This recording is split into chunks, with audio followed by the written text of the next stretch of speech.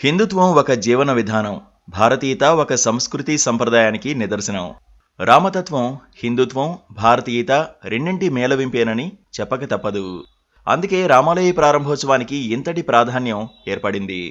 నెల రోజులుగా ప్రతి నోట రామనామమే వినిపిస్తోంది. అయోధ్యలో రామమందిర ప్రారంభోత్సవం కోసం దేశం మొత్తం ఆసక్తిగా ఎదురుచూస్తోంది.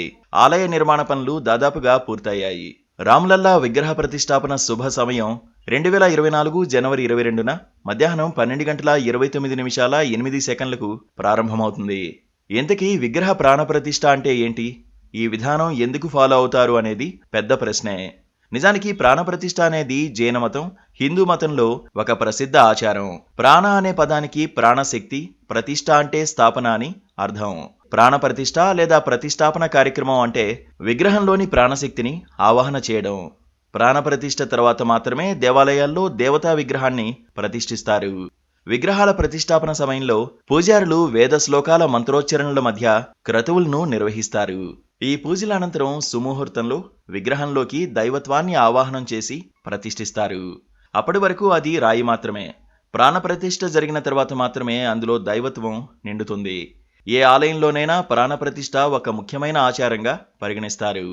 ప్రాణప్రతిష్ఠ ప్రక్రియకు ముందు ప్రతి విగ్రహం ఇతర బొమ్మలు, విగ్రహాలతో సమానమేనని భావిస్తారు. ఏ విగ్రహాన్ని గర్భగుడిలో ప్రతిష్ఠిస్తారో ఆ విగ్రహాన్ని ఊరేగింపుగా ఆలయానికి తీసుకొస్తారు. ఆ విగ్రహాన్ని శుద్ధి చేస్తారు. అనంతరం పాలతో అభిషేకం చేసి పసుపు, గంధం రాసి వేద మంత్రాల మధ్య గర్భగుడిలోకి తీసుకొచ్చి ప్రాణం పోస్తారు. అనంతరం విగ్రహ ప్రతిష్టాపన ప్రారంభమవుతుంది. ఈ సమయంలో విగ్రహాన్ని ప్రధాన పూజారి తూర్పు దిశలో ఉంచుతారు. దాన్ని సరైన స్థలంలో ఉంచిన తర్వాత పూజారులు శ్లోకాలు, మంత్రాలు చదువుతారు. మొదటగా విగ్రహం కళ్ళు తెరుస్తారు. ఈ ప్రక్రియ మొత్తం పూర్తయిన తర్వాతే ఆ విగ్రహం దేవుడుగా మారుతుంది.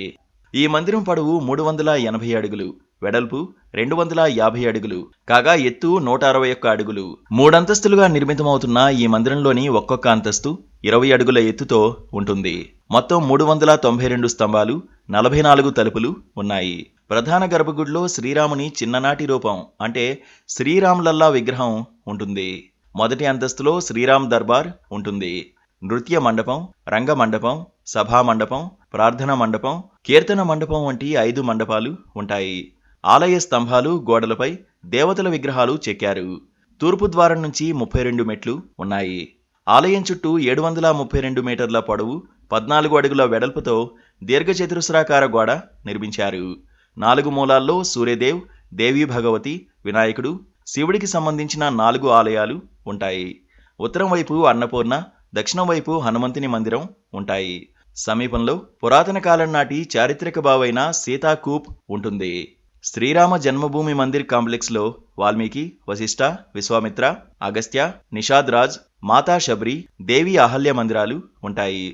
కాంప్లెక్స్ నైరుతి భాగంలో కుబేర్, శివాలయం, జటాయుని స్థాపన జరుగుతుంది.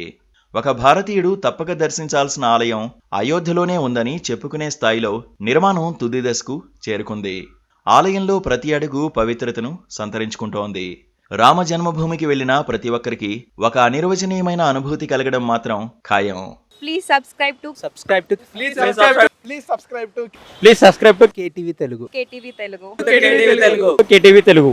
KTV Telugu channel.